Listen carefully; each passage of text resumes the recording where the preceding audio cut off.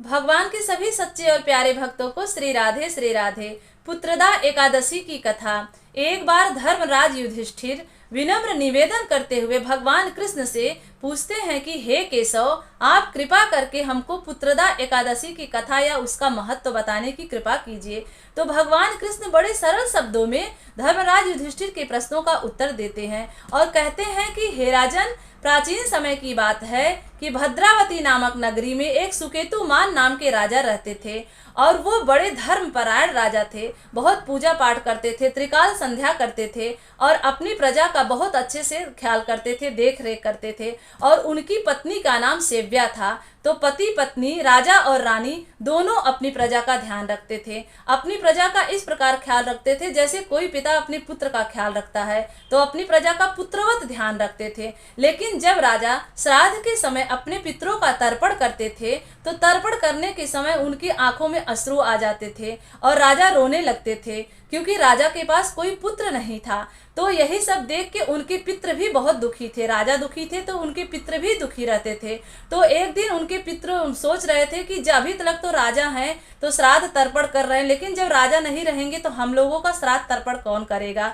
तो यही सोच सोच के कभी कभी राजा आत्महत्या करने की भी सोचते थे। लेकिन राजा बहुत पूजा पाठ करते थे, शास्त्रों का उनके पास ज्ञान था, तो शास्त्रों में आत्महत्या को बहुत बड़ा पाप माना गया है, तो इसके लिए राजा हट जाते थे, आत्महत्या नहीं करते थे। एक दिन राजा बहुत दुखी हुए और दुखी होने के बाद अपने राजमहल से बाहर निकलकर एक जंगल, वियावान जंगल में गए और उस वियावान जंगल में एक सरोवर के पास गए। उस सरोवर के तट के पास विश्वदेव ऋषिगण रहते थे।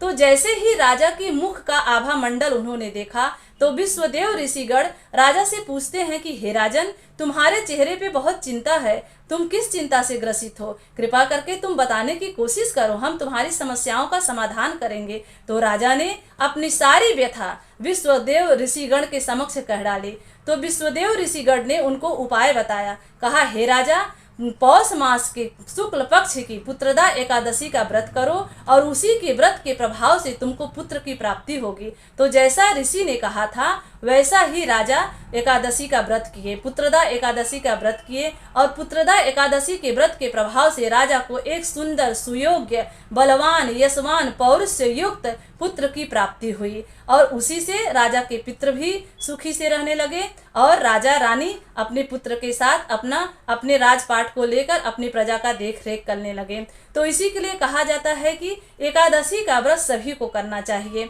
और सब लोग नियम धर्म से व्रत करेंगे तो सच्चे मन से व्रत करेंगे तो उसके फल की प्राप्ति जरूर होगी और सभी के जीवन में